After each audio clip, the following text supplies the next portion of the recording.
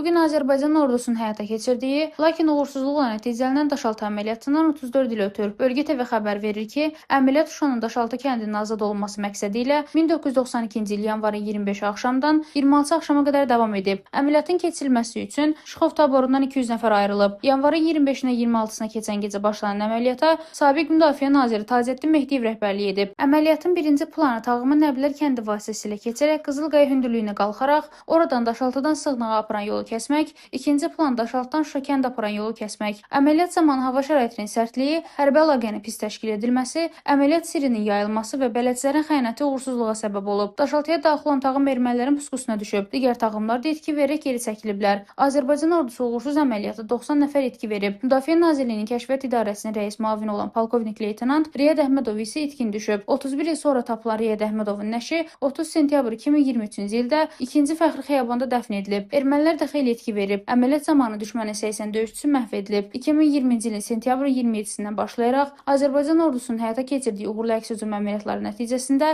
Ermənistanın uzun illər işğal altında saxladığı torpaqlar azad olunub. 44 gün davam edən Vətən müharibəsində müzəffər Azərbaycan ordusu düşməni Qarabağdan qovub. Azərbaycan əskərinin sərrast atəşi nəticəsində hər gün xeyli sayda canlı qüvvə və texnika itkisi ilə üzləşən erməni silahlı qüvvələri çıxış yolunu geri çəkilməkdə görüblər. 2020-ci ilin noyabrın 9-da şanlı Azərbaycan ordusu 1991-ci ildən etibarən erməni silahlı dəstələrinin nəzarəti altında olan Daşaltı kəndini işğaldan azad edib. Bununla da 28 ildən sonra Daşaltı əməliyyatının qisası alınıb. Ermənistan rəsmilərinin indiyədək olan məlumatına əsasən Qarabağda gedən döyüşlərdə məğlubiyyətə uğradılan erməni ordusunun itkilərinin sayı 3500-dən çoxdur. Rəna Rövşənqızı, Bölgə TV.